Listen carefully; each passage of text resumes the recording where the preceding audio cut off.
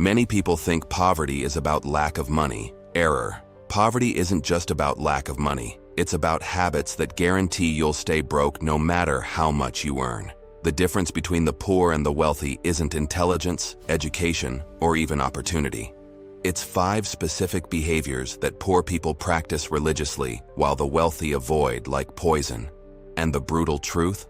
You probably learned these habits from your family, reinforced them in your friend group, and defend them as personality traits instead of recognizing them as financial suicide. These aren't about budgeting tips or coffee habits. These are fundamental behaviors about how you think about money, relate to money, and use money that either trap you in poverty or propel you toward wealth. And if you're making decent income but still struggling financially, it's because you're practicing poor people's habits with a bigger paycheck. Money doesn't fix bad money habits. It just reveals them at a larger scale. I've been a financial consultant for 15 years and run multiple businesses for 8 years, managing hundreds of employees. And I can tell you without hesitation, I've watched people making $40,000 a year build wealth by eliminating these habits, and I've watched people making $200,000 stay broke by practicing them. The income isn't the variable, the habits are. Bad habit 1, spending money to feel better instead of solving the actual problem. This is emotional spending, using purchases as therapy, reward, escape, or validation. Had a bad day? Buy something. Got a bonus? Buy something. Feeling stressed? Buy something. Bored? Buy something. The poor use money as an emotional tool. The wealthy use money as a strategic tool. Here's what this looks like in practice. You're stressed about your financial situation, so you go shopping to feel better. You just made your financial situation worse, which will make you more stressed, which will make you want to shop more. It's a self-destructive cycle disguised as self-care. The wealthy don't shop when they're stressed. They analyze what's causing the stress and solve it at the root. I consulted with someone in Chicago making $70,000 a year who couldn't save a dollar.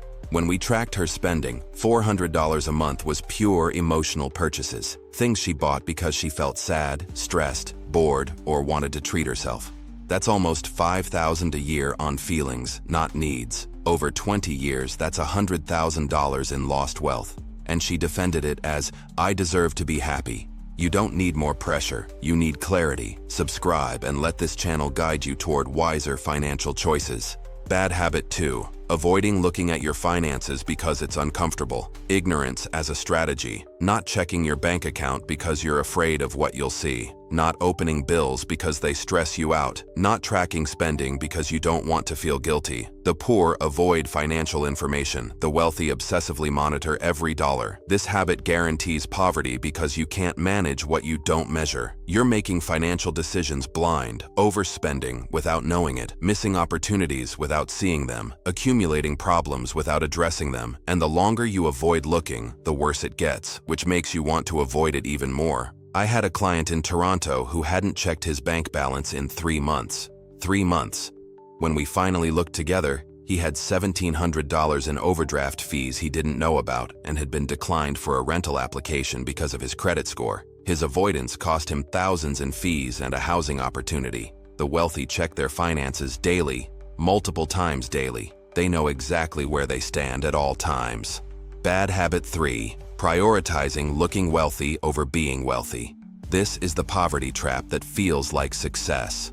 Buying things to impress people who don't care with money you don't have. Designer clothes, expensive cars, luxury vacations, all financed, all depreciating, all destroying your ability to build actual wealth.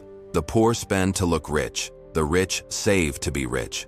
I worked with someone making $90,000 a year driving a $70,000 car with a $600 monthly payment. He lived in a luxury apartment he couldn't afford, wore expensive clothes, took flashy vacations, all on credit. His net worth was negative $60,000 despite good income. He looked successful and was actually drowning. Meanwhile, I know a multimillionaire who drives a 12-year-old Honda and lives in a modest home because he values financial security over social perception. Here's the wealth-destroying math of this habit. Every dollar spent on looking wealthy is a dollar that can't compound into actual wealth. That $70,000 car could be a down payment on rental property generating cash flow. Those designer clothes could be index fund investments compounding for decades. The opportunity cost of looking rich is astronomical. Bad habit 4. Believing you'll handle money better when you have more of it. This is the biggest delusion in personal finance. Once I get that raise, I'll start saving. Once I pay off this debt, I'll invest. Once I make 6 figures, I'll get financially serious. No, you won't. You'll just have bigger numbers with the same bad habits. Your spending will inflate to match your income, and you'll be broke at a higher level. The poor think money is the problem. The wealthy know behavior is the problem. If you can't manage $2,000 a month, you can't manage $10,000 a month. You'll just have 10 times the financial chaos. I've consulted with people making $25,000 who built wealth through discipline and people making $300,000 who live paycheck to paycheck. The income didn't determine the outcome. The habits did. Now, I run multiple businesses. I manage hundreds of employees. And creating content like this, identifying and explaining the specific behaviors that trap people in poverty, producing videos that challenge deeply held beliefs about money, requires substantial resources. We do this because these habits are invisible to those practicing them. If you're ready to identify and eliminate poor people's money habits regardless of your current income, subscribe to this channel. It helps us continue exposing uncomfortable truths, and it tells me you're someone willing to change behaviors, not just circumstances. I respond to subscribers first because you're committed to transformation, not excuses. Bad habit 5, blaming external factors instead of taking responsibility. The economy, the government, rich people, your upbringing, your employer, the system, always someone else's fault that you're broke. This habit is poverty's insurance policy because as long as you're the victim, you never have to change. You can complain, commiserate, and stay exactly where you are while feeling righteous about it. The wealthy take radical ownership. Good or bad, success or failure, they own their results completely because ownership equals power. If it's your fault, you can fix it. If it's everyone else's fault, you're powerless. The poor choose powerlessness and call it awareness. The wealthy choose responsibility and call it freedom.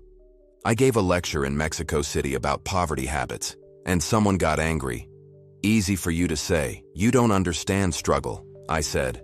I started with nothing. The difference between me and you isn't circumstances.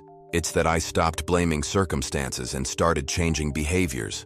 The room went silent because everyone knew it was true. Here's what makes these 5 habits particularly destructive. They're socially acceptable. Your friends practice them. Your family reinforces them. Society validates them. You're surrounded by people who spend emotionally, avoid their finances, prioritize appearance, wait for more money, and blame external factors. And they'll defend your right to do the same because your success would highlight their failure. Let me show you the pattern. Someone with these 5 habits gets a raise. What happens? They spend emotionally on celebration purchases. They don't track the increased income. They upgrade their lifestyle to look more successful. They think this is when they'll start saving but don't. And they blame taxes or inflation when they're still broke despite higher income. The cycle repeats at every income level. Compare this to someone who eliminates these habits. They get a raise. They strategically deploy the additional income into assets. They track every dollar obsessively. They maintain the same modest lifestyle. They immediately invest the difference. They take full responsibility for maximizing this opportunity. Same raise, completely different trajectory. One stays broke, one builds wealth. I worked with 2 people making identical salaries, $65,000 a year. Person A practiced all 5 poverty habits. After 10 years, net worth was negative $15,000. Person B eliminated all 5 habits. After 10 years, net worth was $240,000. Same income, opposite habits, radically different outcomes. The poverty wasn't the salary, it was the behaviors.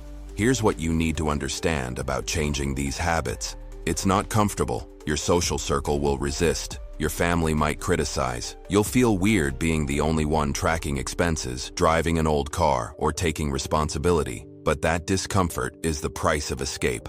Poverty is comfortable because everyone around you is doing it. Wealth is uncomfortable because you have to do things differently from everyone you know.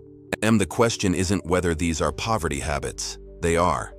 The question is whether you're practicing them and willing to stop. Because knowing this information changes nothing. Applying it changes everything. And most people will read this, nod along, recognize themselves, and continue doing exactly what they've always done. I want to hear from you. Which of these 5 habits do you recognize in yourself? Be brutally honest. And more importantly, which one will you eliminate first? Drop your answer in the comments and tell me where you're watching from. Before you leave, watch the video in the description about building wealthy people's money habits. It's the practical companion to what we've covered, how to replace these poverty behaviors with wealth-building behaviors. Remember, your current financial situation is the perfect outcome of your current money habits. Change the habits, change the outcome. It's that simple and that difficult, but absolutely possible.